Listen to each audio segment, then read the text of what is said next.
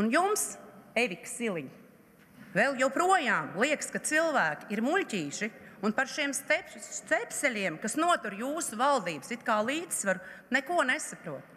Un kā sanāk Evikai Siliņai? Evikai Siliņai sanāk izmet ministru, aizskaita līdz 10 un ieliec izbrāķēto ministru vadīt 2 ietekmīgākās Saeimas komisijas. Kūrēt Latvijas valsts budžetu un organizēt biznesu. Ģeniāls valdības restarts, vai ne? Vai arī kā lielākā un gudrākā Saeimas frakcija Vienotība piekrita, ka valdības brāķi atkal kaut ko vada? Nu kā? Tāda bija jūsu vienošanās, vai tad ne? Un tad paturpināsim par laivām.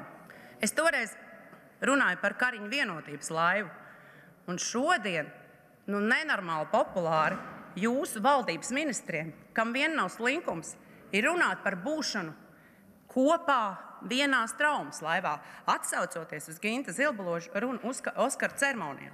Par ministru gozēšanos ceremonijā uz sarkanā paklāja es pat nerunāšu. Bet, kā sacīt, viss mums notiek labākajās tradīcijās. Un tad es tā skatos par to būšanu vienā laivā.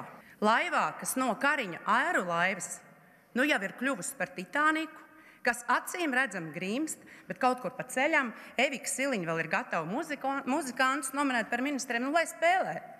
Vienā laivā. Bet es negribu būt tajā vienā laivā. Un es neesmu. Un ziniet, kādēļ? Kādēļ es negribu? Tādēļ, ka jūs neredzat gadiem, acīm redzamo, ka jūsu laivai apkārt dreifē simtiem citu. Vienā ir pensionāri, par kuru izdzīvošanu šobrīd brīnās pat ūjinātāja Solvita Āboltiņa. Kādā citā laivā dreifē ģimenes ar bērniem, vēl citās skolotāji, uzņēmēji, citautieši un varas elitē nepiedarošie. Ir tūkstošiem laivu, kuras Vienotības klibā politika uz neatgriešanos ir aiznesusi svešumā. Un es negribu būt Evikas Siliņas laivā kopā ar cilvēkiem, kuri kar sev pie krūts, nes savus ordeņus. Es negribu būt kopā ar cilvēkiem, kuri saka vienu, bet dara citu. Es negribu būt laivā, kuras kapteini nesēž šeit savā ikgadējā ziņojumā. Es negribu būt laivā, kuras kapteina savu priekšgājēju ir nositusi ar airi. Tagad mēģina saprast, kam domāts ir kompass, bet sūds laivā bloķē ar ministru portfeļiem.